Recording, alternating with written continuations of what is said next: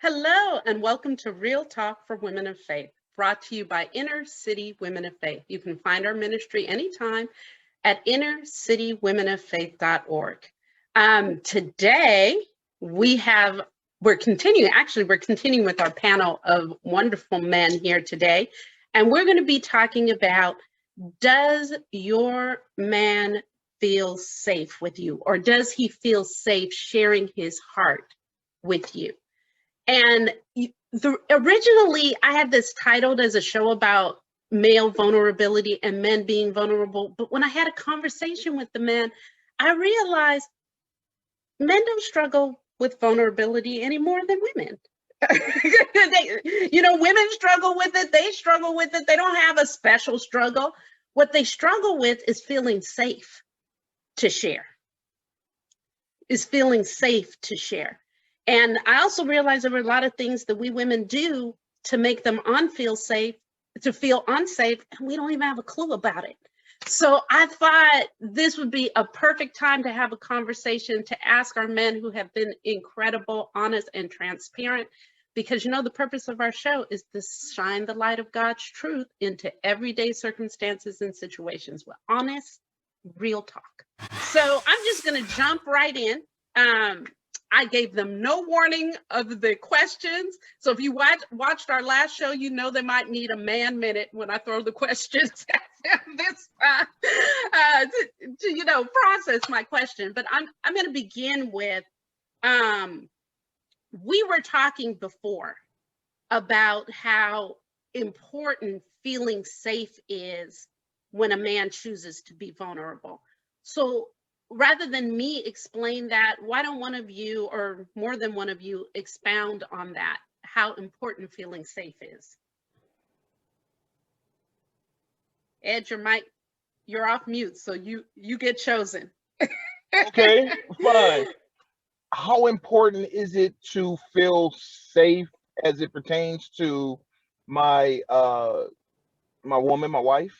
Yeah, how important is it to you to feel safe in order for you to be able to be vulnerable and show her some things about yourself? I'll go with the simplest form. It develops a trust. When I can trust you that you're gonna, what I would tell you won't later on be used against me. I like to call it my I had a term that I used to call some ladies. I used to call them Miranda back in the day. Like, I have the right to remain silent because anything I say may and can be used against me at a later time. So I don't want to be in a Miranda mindset. I want to be in a mindset where I can trust you and you can trust me, and we can grow together in that trust, develop, look at each other's perspective, and grow together. What Ed's saying is very important regarding building that trust and feeling like you could just be who you are. For me to be vulnerable, for me to be a whole self, a complete self, I have some things I'm very good at, some things and some areas that need some improvement. And so it's very important for me to trust that when I share these things, it's not going to come back and beat me like the Miranda Act, because that many things you can share, and then boom, every time you get mad, you slapping up side with one of those. That's not cool. So that does shut down things. But then it's also that trust that here I am. Sometimes I don't know what to do. Sometimes I don't think I made the right decision, and I can just say I could be the total Omar Abdullah Muhammad with my wife, and that's the wonderful thing. And I need to have that. If I don't, I love the part about I think it's in Proverbs, it says, her husband gains respect in the street, because I want to be that kind of man that brings that kind of respect in the street. But if I'm getting tore down and feeling, devalued by my own spouse, I'm in trouble. That's good. I feel like they sum those parts up. I think maybe to add would be, I think that women need intimacy, and so you're not going to get it if I don't trust you with my information. And I think intimacy is really to see into me, right? For you to see the depths of me. I'm not going to give you those things if I don't trust you, as they said. You know what I mean? I can remember from the very first real girlfriend I had in high school, that when she started to notice when I would shut down, and her trying to pull certain things out of me that I didn't even know at the time. You know, I wasn't even aware of. But I was like, I'm not sharing that. No way. But there's also the stigma of, I don't want you to look at me as weak or less than a man, right? There's the man standard, the stereotypical man standard, right? That is held in culture and society and amongst women as well. So if I share with you my fear, right, then man standard may be supposed to say that I'm not supposed to be afraid. And I share with you that, and you look at it as something that's weak or something like that, then I'm not going to share it. And if you've already shown or said or done something to show me that whatever attribute that I know I don't have or I'm dealing with, you look down on, and I've heard you say it, then I'm absolutely not going to share that as well, because I already know how you feel about that certain thing. You know what I mean? So I would just take it to my grave. But you know, most men would. Doesn't mean they won't be able to divorce you. Doesn't mean they'll give up on you. Because I think we are talking about a certain standard of man already. So these men will stick it out with you, but certain things they'll just never share or say until they're on their deathbed. You get a portion of a man. You get the fragmented portions of a man. You don't get the fullness, because we can't afford to take blows like that along without it doing some serious damage to our psyche. So, Right. That's so good. And you said something, Pastor Rondell, that I thought was really important, because I think a lot of times we women don't realize this, especially since we women tend to be chatters. So we chat a lot, not always taking account of our words. But what I heard you say was, if I already know you have an issue with that and I'm struggling with that, I'm not going to show you. So that means if she's bad talking her ex, even if that happened on your first date with her, and she talked about how he was weak or he couldn't get it together, or whatever she said about him, whether you said anything or not, you made a mental note. Yep. Yep. And you said, I'm never going to show her that part of me. Yep. Yep. And I don't think we women realize that. Yeah. And it, like I said, again, it's not even a deal breaker in some ways. It's just you'll never reach a level of intimacy or bliss that I think is intended and that you want, and that both parties would enjoy. The experience of marriage will not reach past a certain level, past a certain point. You won't reach past a certain point. And I think, again, that's such an eye-opener, because from a woman's perspective, when you can't seem to break through to intimacy with your man, the assumption on the part of women is that that's just how men are. You know, we think that men are just incapable of a certain level of intimacy. So it doesn't occur to us that we have shut them down in judgment, in overreaction, in how they heard us talk about our dads or our exes or our friends' husbands. We don't realize that they're processing all of that. And so we give up. We don't even try to push to the next level, because we just decide, oh, he's not my girlfriend. I hear that a lot. Men are not your girlfriend. Go talk to your girlfriends. So you bring up a key point. Talking to your girlfriends too. We as men, well, I'm gonna speak for myself. I would prefer that conversation to be with me. I would hope and pray that you trust me enough as your husband to talk to me about anything, or at least let's walk in the direction to develop that connection, because the problem, it opens up so many problems, but sharing that with your girl, or even us men sharing that with our guys, it opens up some problems where we're getting a opinion for somebody that doesn't even have. And when we share a story, we all know we're not verbatim on that story.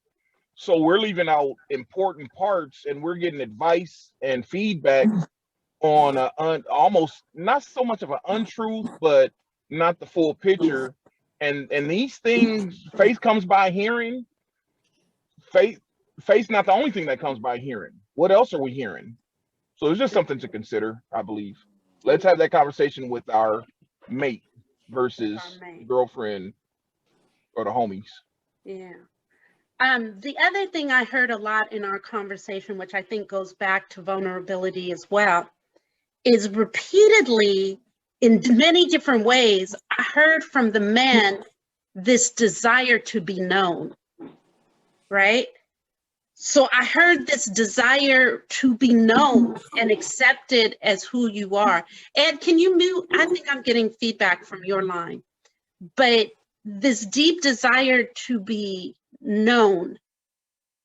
But at the same time, there's this tension because there's a little bit of pride, there's a little bit of fear, there's a little bit of holding back. So it's like, I want you to know me, but I don't want you to pity me.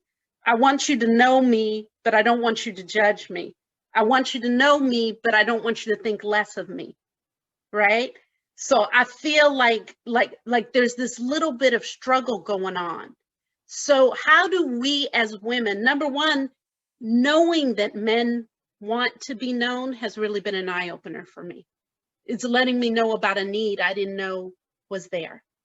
But on top of that, as a woman, how do I navigate knowing you in a way that doesn't trigger the fear, doesn't trigger the pride, doesn't trigger the judgment? How do I, as a woman, what is one way I can know you and not trigger your defenses?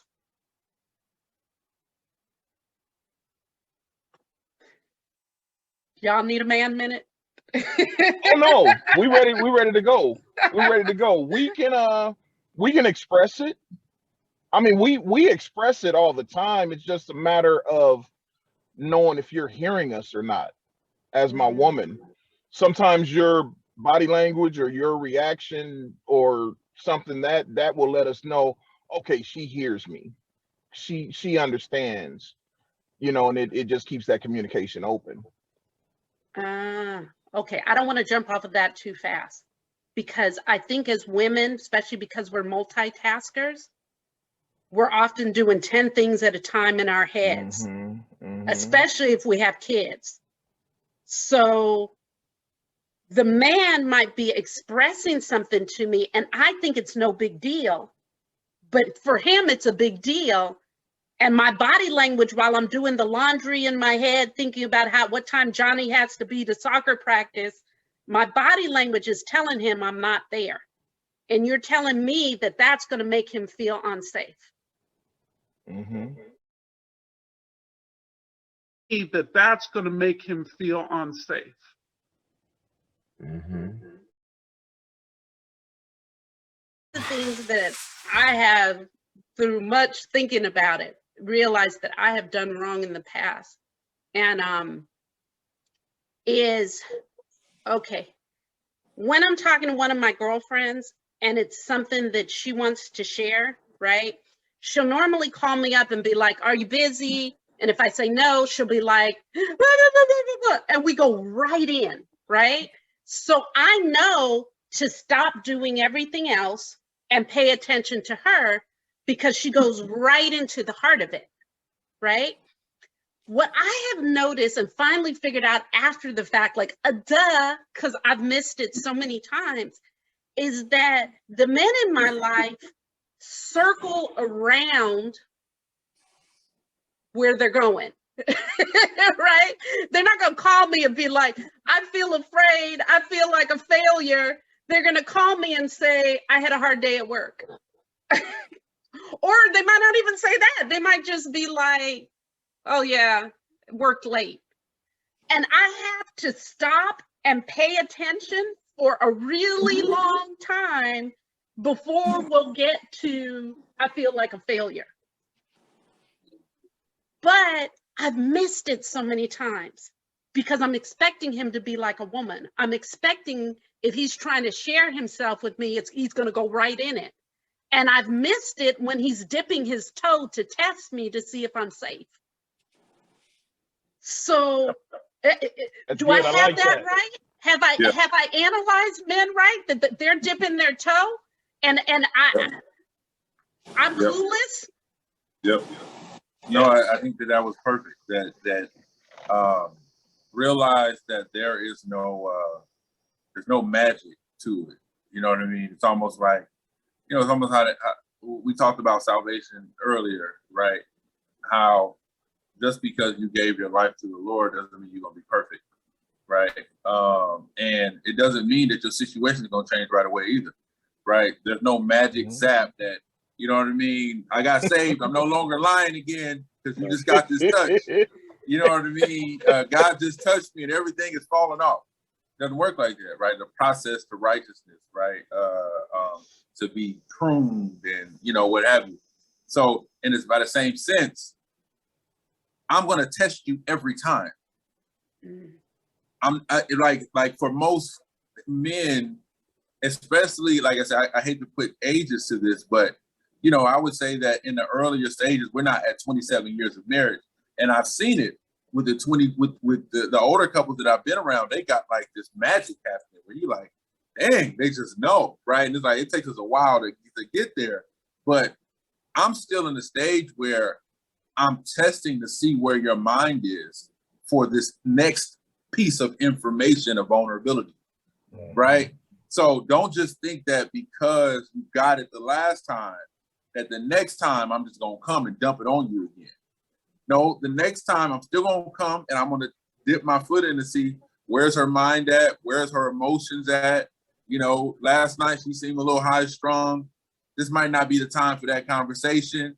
I don't have her undivided attention, so let me just leave it alone, or what have you. So don't think that because you got it that first time, that's going to give him license to become a woman, like you said, and just dump on you the next time he talks to you. No, he's still going to test it. It could be a month later, and he had a tough day, and he like, yeah, so-and-so said something crazy at work.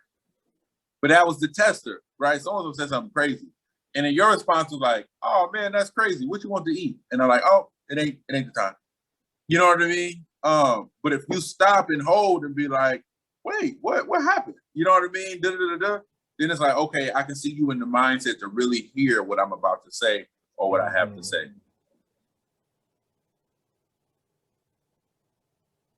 That's good. We want you to put your phone down. We want to make you put your phone down and not have to be right on a physical level. Oh, that's good advice. Put your phone down. Ladies, put your phone down. How That's about huge. That's a misconception. Women think that, it's almost like when a woman tells a man something important while he's watching the game, and we're processing it or something like that. Well, if you tell me something in the middle of the Super Bowl, unless somebody's dying, I'm going to address it later. You know what I mean? Prioritize. I'm going to, right? But a man, if he's going through something and he realizes that you are doing something like that, he's not even going to bring that to you at the moment. He's going to be looking at it like, nah, man, she's doing a therapy session or something, or, you know what I mean? She's doing something that she enjoys or something like that. He's literally going to be analyzing when is the right time to say it, right? And then if he goes to you when he thinks it's the right time and you have the wrong response, the cave, I'm headed to the cave. You're headed to the cave. Now, I'm going to ask a difficult question because all of you have kids, and I think this is where women miss it when they have kids. You're trying to tell me something, And every 5 minutes in that conversation, I'm telling little Johnny, Johnny, stop. Johnny, do this. John, oh, let me go get him. Let me change him, right? Because we women are multitaskers. If I'm with one of my girlfriends and we're having a conversation and in between she's interrupting to tell the kid to do this and changing the kid and cleaning the kitchen, I'm still talking. And I'm assuming she's still listening. But what I get from you as a man is that's going to shut you down. Did I hear that right? Yes, that's a trigger for me to go on my walk and process. I'll be back maybe 2-3 hours. I'm coming back. I am coming back. I took the dog with me. I'm coming back. He said, I took the dog with me, so you know I'll be back. You leave the dog, lady. If that dog don't go with him, I don't know. Take the dog. When he walk out, you guys make sure he take the dog. True. Okay, ladies, please write some notes on this one because that's important. Men, when they're number one, they're going to dip their toe first. And whatever they're about to say to you, the first thing they're not going in. It's going to seem like something unimportant. It's going to seem like, oh, I had a trippy day at work. You got to learn your man's signals. It's not the same for every man. It's going to be different. And you got to learn when he says that, there's a deeper conversation coming. And you got to stop and give him your attention. I know that sounds annoying. I'm gonna talk to, I gotta be honest, because as a woman, you like, oh, that's a lot of work. I got 20 things to do. But you know, there's things you want from him too that don't make sense to him. So men need undivided attention if they're about to tell you something important. All right. Okay, we're running out of time again. I'm sorry, gentlemen. So I'm gonna do, for us to close out, I'm gonna do rapid fire.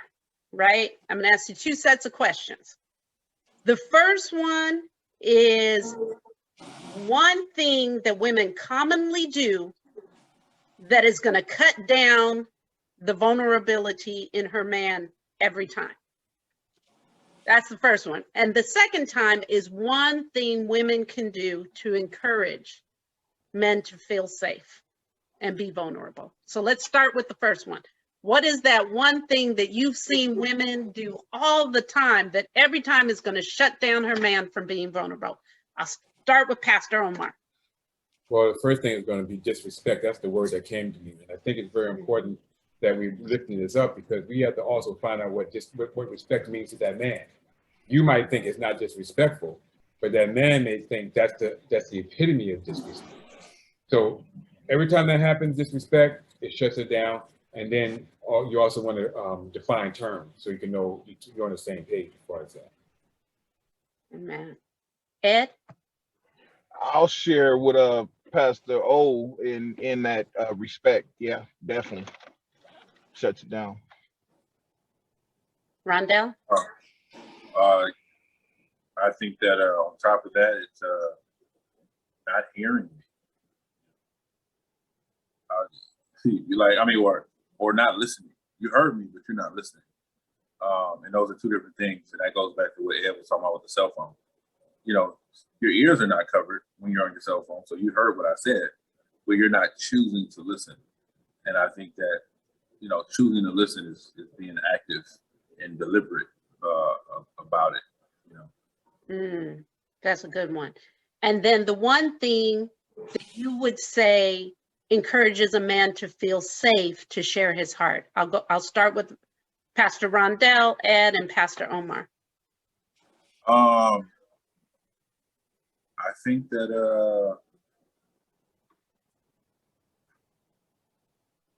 that when he shares what he shares with you, you change your behavior.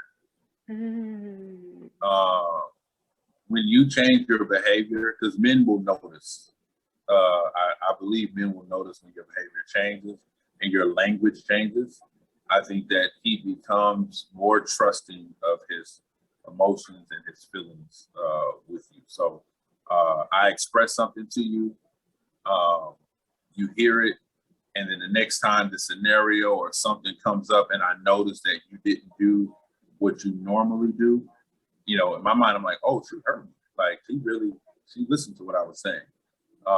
So changing your behavior, I think, will have a huge impact. I don't say biggest, but a huge impact. And That's good. I'd like to say it's your expression of how you value the little things about me, like the small things that aren't important to anyone else, but I may have casually been speaking about something and you did something about it. You know, that's like, wow, you know, she was paying attention to me. She cared enough about me. It's just like a power punch. So that's like encouraging. And it makes me want to go out and do even more. It's like, oh no, you're not gonna outdo me. I'm gonna outdo you now. And we get that back and forth toward a good direction versus a bad. We're trying to build each other instead of tear each other down. amen. Pastor Omar? I guess I'm street focused. One of the things is speak good about me in the streets. You know, for some reason, when I'm walking around the house, I hear my wife on the phone, and I'd be like, I mean, it amazes me because she said my name. And I'm like, what is she talking about? But it's almost always in a very high, respectful, positive context. Sorry about that. And so I just be like so blessed by just hearing it. That's one of the things. The other thing is that I need you to love me the way I need to be loved, not the way you think I need to be loved. Mm-hmm. That's two different things. You might have an idea about what you think loving a man might look like or feel like, and then you putting that on that man, and that man don't think nothing about that. But he thinks a lot about different things, maybe going on a walk or you know, talking about the fish in the plant. I mean, whatever it is. So love me the way I need to be loved, as opposed to the way you think I need to be loved. In order for you to do that, you have to come to know me back to full circle. Find out what's my love language, so to speak, and then speak that. Oh, that was powerful. Thank you, gentlemen. This series has been amazing. Hearing from the men, and take this with you. Every woman wants to be connected with their husband or their significant other. They want to be connected. That's what we all desire. And guess what? I just learned the men desire it too.